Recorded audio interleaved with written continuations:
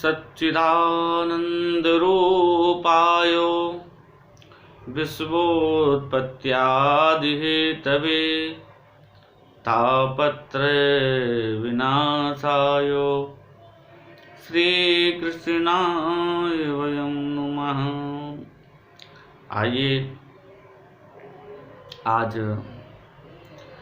पुनः हम भगवान का स्मरण करते हुए चतुर्थ दिवस की कथा को श्रवण करें। सभी माताएं धर्मपरायण होकर के और भगवान की सेवा में लगी हुई हैं।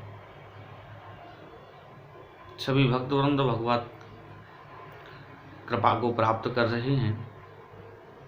आज चतुर्थ दिवस की कथा में हम प्रवेश करें। इस चतुर्थ दिवस की कथा बहुत ही दिव्य है। ये कार्तिक मास की कथा बहुत दिव्य है। भगवान नारायण ने जब समस्त देवताओं को आश्वासन दिया कि तुम चिंता ना करो, चतुर्थ दिवस की कथा में हमारे सूत जी महाराज शौनकादिक ऋषियों से कहते हैं कि हे शौनकादिक ऋषियों, भगवान श्री नारायण ने जब चतुर्थ दिवस में बताया, जो आश्वासन दिया था उसको पूर्ण करने के लिए भगवान समस्त देवताओं से कह करके और एक मछली का रूप धारण करते हैं। इसको मत्स्य रूप भी कहा जाता है। जब भगवान नारायण ने और मछली का रूप धारण करके विंध्याचल निवासी महाराज कश्यप की अंजलि में आकर के जन्म लिया, और कश्यप ऋषि ने जब देखा कि मेरी अंजलि में मछली है, तो संतों का स्वभाव होता है कि किसी के प्राणों की यदि हम रक्षा करें, ये कर्तव्य हमारा बनता है। संत जिसने संसार के लिए जन्म लिया, जिसने किसी भी प्रकार के जीवों के हत्या ना होने का संकल्प लिया हो, वह व्यक्ति संत है। संत से हम कुछ गुण ले भी सकते हैं। संतों का हृदय जो होता है ना, कहते हैं नवनीत समाना। तुलसीदास जी महाराज कह रहे हैं कि संत हृदय नवनीत समाना, कहा कवन पर कहा न जाना। संत नवनीत मक्खन के समान, लेकिन वह किसी की करुणा को नहीं दे सकते हैं। संत किसी के दुख को नहीं देख सकते हैं। उसी प्रकार से आज जब देखा कि मेरे कश्यप ऋषि ने हाथ में मछली है, तो वो उस मछली को और ऋषि महाराज ने, कश्यप ऋषि ने अपने कमंडल में डाला। जब कमंडल में नहीं बनी वह मछली, वह तो स्वयं साक्षात नारायण का स्वरूप, जब वह मछली जो है कमंडल में नहीं बनी, तो देखा कि ये तो बहुत बड़ी स्वरूप, क्षण में इसका स्वरूप इतना बड़ा हो रहा है, क्या करना चाहिए। तो हमारे भगवान श्री कश्यप महाराज ने क्या किया, उसको कुएं में डाल दिया। जब देखा कि वह कुएं में भी नहीं बनी, तो कुएं से हटा करके तालाब में डाला। तालाब में भी इतना भयावह स्वरूप धारण कर लिया कि तालाब में भी वह मछली नहीं बन रही है, तो नदी में छोड़ दिया। लेकिन देखा कि वह नदी में भी नहीं बन रही, क्योंकि भगवान जब किसी को मारते हैं किसी को, तो वह किसी न किसी कारण से और कोई ना कोई रास्ता खोज करके उसका उद्धार करते हैं। और एक बात ध्यान देना, किसी को भगवान मारते हैं तो उसका उद्धार होता है, उसका कल्याण होता है। क्यों? क्योंकि उसका कल्याण इसलिए होता है कि भगवान के पास जो व्यक्ति आ जाता है, शास्त्र कहते हैं सन्मुख होहि जीव मोहि जवहि जन्म कोटि अघनाशक तवहि।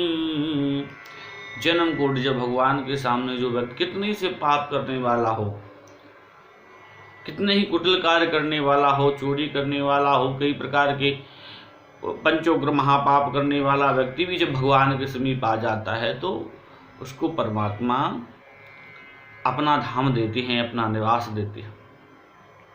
शंखचूर्ण वेदों का हरण तो किया, लेकिन भगवान ने मारने का संकल्प लिया कि मैं उसको मार करके और पुनः वेदों की स्थापना करूंगा। आज भगवान पुनः उन वेदों की स्थापना करने के लिए मछली का रूप धारण करते हैं, और इतना छोटा नहीं, इतना भयावह रूप धारण किया भगवान ने कि महाराज कुछ कहा नहीं जाता। इतना भयानक कि तालाब में नहीं बढ़ रही, नदी में नहीं समा रही। तो कश्यप जी ने क्या किया, उसको जाकर के समुद्र महाराज में छोड़ दिया। का न समुद्र समाए, क्योंकि समुद्र के बराबर कोई नदी नहीं है, इसलिए समुद्र में छोड़ दिया। और भगवान भी यही चाहते थे कि मैं समुद्र में किस प्रकार से पहुंचूं। आज जब भगवान समुद्र में पहुंचे तो वहां पर शंखचूर्ण भ्रमण कर रहा था, वो वेदों को मंत्रों को देखने के लिए। कहाँ है वेद, लेकिन उसको नहीं मिले। भगवान गए, जाकर के शंखचूर्ण को मारा और अपने कांख में दबाया और बद्री वन में ले जाकर के चले जाते हैं। समस्त देवताओं को बुलाया है आज भगवान ने। समस्त देवताओं को बुलाने के बाद कहते हैं, समस्त ऋषि मुनि महात्माओं से कहते हैं कि जाओ सभी संतों वेदों को ढूंढ करके लाओ। जो है निमग्न हो गए हैं जल में, समुद्र महाराज में, आप खोज करके लाओ। जब तक मैं समस्त परिकर के साथ में, समस्त देवताओं के साथ में, दिक्पालों के साथ में और प्रयागराज में जाकर के निवास करूँगा। भगवान आज शंखचूर्ण का उद्धार करने के बाद में प्रयागराज में जाकर के भगवान समस्त देवताओं के साथ निवास कर रहे हैं। यहाँ पर सारे ऋषि मुनि संत महात्मा लगे और वेदों को ढूंढने लगे। वेदों को ढूंढा, जिस संत ने जितने वेद ढूंढे उन खोजे, वो सारे वेदों में उन संतों का नाम सामने आया। उन वेदों का संबंध उन संतों से जुड़ गया।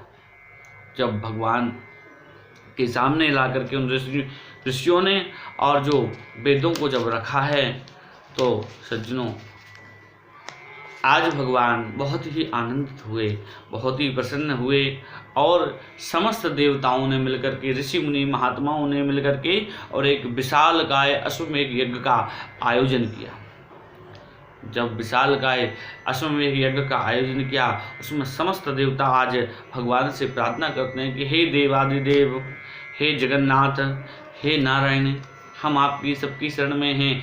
आपकी ही द्वारा जो है आज मुझको, आप ब्रह्मा जी कहते हैं, इन वेदों की पुनः प्राप्ति हुई है। हे सर्वेश्वर, हे सर्वज्ञ, हे कण कण में निवास करने वाले प्रभु, आपकी जय हो, जय हो, जय हो। भगवान से प्रार्थना करने लगते हैं कि हे नारायण, आपके ही द्वारा आज जो वेदों की प्राप्ति हुई है, यदि आप नहीं हुए तो यह लाना, वेदों को लाना संभव ही नहीं था। भगवान ने समस्त देवताओं के लिए आश्वासन दिया, आशीर्वाद प्रदान किया और समस्त इंद्रादिक देवताओं से कहा कि हे इंद्रादिक देवता, आज से इस पृथ्वी पर अश्वमेध यज्ञ हुए हैं। समस्त ऋषि मुनि महात्माओं ने, संतों ने मिलकर के यहाँ पर यज्ञ किया है, इसलिए यह भूमि जो है बहुत ही पवित्र मानी जाएगी। यहाँ पर समस्त ऋषि मुनि आकर के 1 मास तक यहाँ पर निवास करेंगे। और 1 मास कौन सा रहेगा? माघ मकर गति रवि जब होई, तीरथ पति आव सब कोई।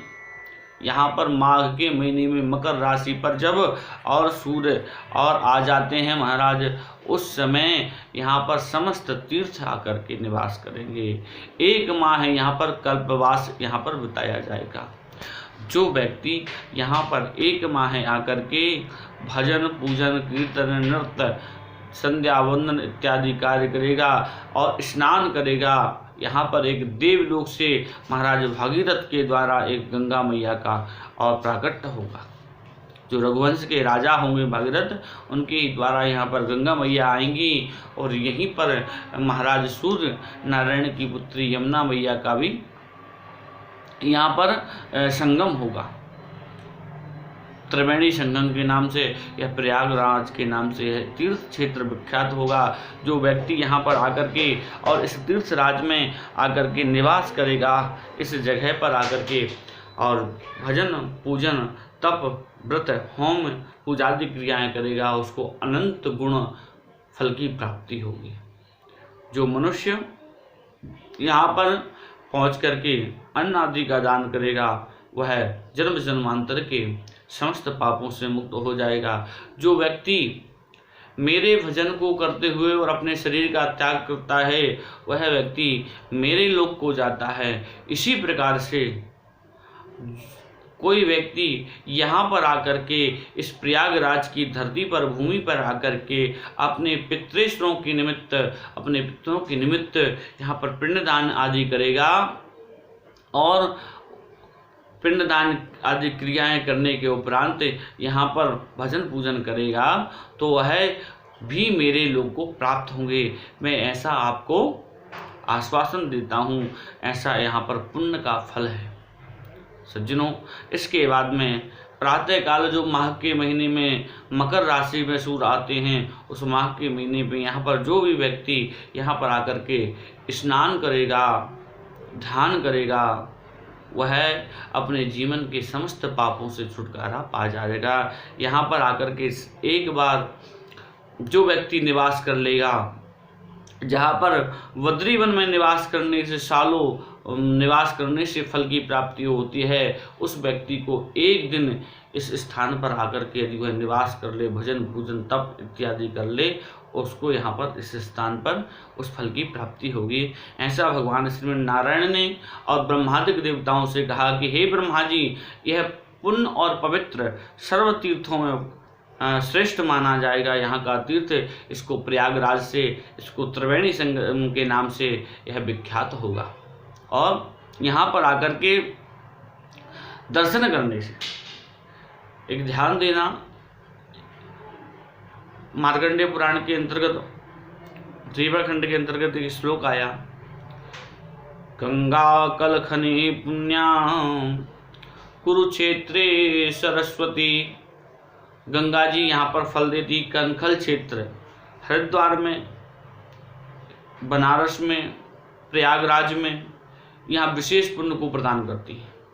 और सरस्वती नदी जो है कुरुक्षेत्र में जाकर के आप वहाँ पर निवास करेंगे तो वहाँ पर स्नान करने का फल आपको प्राप्त होता है। गंगा कलखले पुण्या कुरुक्षेत्रे सरस्वती, ग्रामे बा यदि बारण्ये रेवा सर्वत्र पुण्यदा। यदि और हमारे भारतवर्ष में एक दिव्य नदी और प्रवाह कर रही है, जिसका नाम रेवा है, जिसका नाम नर्मदा है, जिसका नाम बालू वाहिनी है, वह माँ भगवती हमारे और भारतवर्ष में भी वह निवास कर रही हैं। और मध्य प्रदेश से होते हुए गुजरात इत्यादि खंबात की खाड़ी से होते हुए वह भी जाकर के समुद्र महाराज में समाहित हुई हैं। ये नर्मदा पुराण के अंतर्गत का विषय है। लेकिन जब यहाँ पर नर्मदा मैया, गंगा मैया का विचार चल रहा है, चिंतन चल रहा है, यमुना का चल रहा है, सरस्वती का चल रहा है, तो हम भारतवासी हैं, हम मध्य प्रदेश वासी हैं और हमारे समस्त देशों में यह पुनीत सरिताएँ निर्वाह कर रही हैं, उनका भी हमको स्मरण करते रहना चाहिए। आज नारद जी बोले कि हे प्रभु, देव लोग ऐसा कह करके और ब्रह्मा जी से प्रार्थना करते हैं और कहते हैं कि हे प्रभु, अब आप समस्त विप्र परिकर, ऋषि परिकर, देव परिकर को आशीर्वाद प्रदान करे। भगवान ने सभी को आशीर्वाद प्रदान किया है और सभी के साथ में भगवान समस्त देवताओं के साथ में, ब्रह्मांडिक देवताओं के साथ में भगवान अंतर्ध्यान हो जाते हैं और यहीं पर पंचलोकपाल देवता, इंद्रादिक देवता भी यहीं पर अंश रूप में परिवर्तित होकर के इस तीर्थ क्षेत्र में, प्रयागराज क्षेत्र में निवास करते हैं। सज्जनों, यह प्रयागराज में निवास करने का मैंने बताया कि जो बद्री वन में सालों निवास करेगा तब फल प्राप्त होता है, यहाँ एक दिन एक माह निवास करने में संपूर्ण तीर्थों का फल का यहाँ पर आपको प्राप्ति होती है और यहाँ पर मिलता है। आज हमने चतुर्थ दिवस की कथा में भगवान के मत्स्य रूप का वर्णन किया और श्रवण किया है। हम जानते हैं कि प्रातःकालीन बेला से हमारी माताएं बहनें, हमारे समस्त भक्त वृंद भगवान की पूजन अर्चन में, शालिग्राम भगवान का पूजन, भगवान को सबसे प्रिय है तुलसी मैया का पूजन और नित्य क्रियाओं से निवृत्त होकर के हमें यह कार्य करते रहें।